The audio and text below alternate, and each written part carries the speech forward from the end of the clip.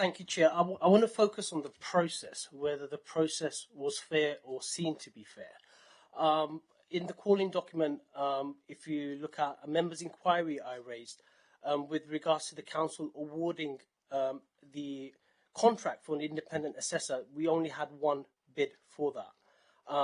So that's the procurement area, procurement of the Eastern Community Foundation. Then looking at the Eastern Community Foundation, is it an organisation capable of understanding the diverse needs of the third sector in Tower Hamlets? And if you look at the senior management structures of it, there isn't that diversity there. And then you've got to look at question some of the decisions as well made by the Eastern Community Foundation. I want to bring the example of something that's happened with regards to Machu and a platform they're giving to a speaker who is quite controversial, who's made divisive comments, and it has been given a platform by them in a borough that has a very diverse community. So I don't think the issue is that the process is not seen to be fair.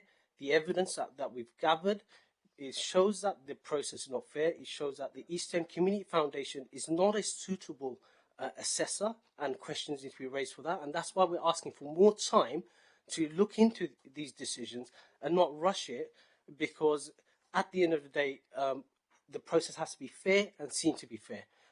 Let's have a little bit more of municipal socialism and a little less municipal neoliberalism. Thank you. Thank all the calling councillors and the audience for being present here today.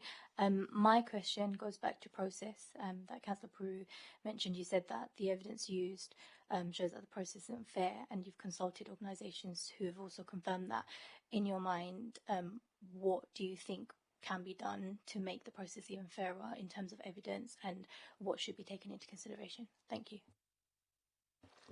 I think the question is whether the decision has been equitable.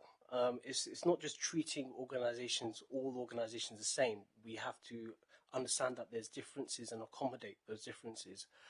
You've got multi-million-pound turnover organisation versus a small organisation with less than, say, £50,000 or £100,000 turnover.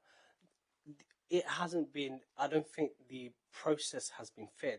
There hasn't been transparency around on what basis Eastern Community Foundation was chosen as the independent assessor, especially when there was only one. I raised the members' inquiry, and the answer I got back was there's only one bidder for that contract, and that needs to be questioned as to, was that an appropriate decision to give it to a single bidder? Second thing is looking at the organisation. Most of the senior management are non-BAME.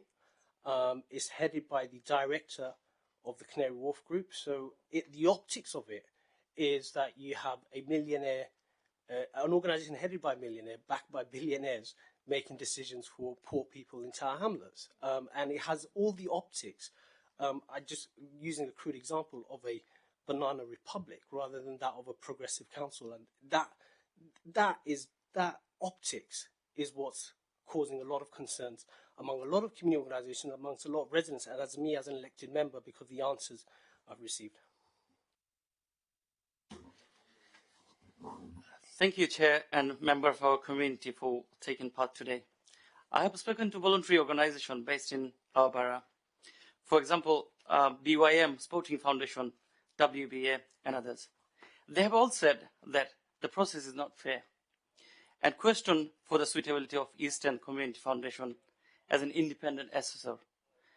That is why the decision requires more time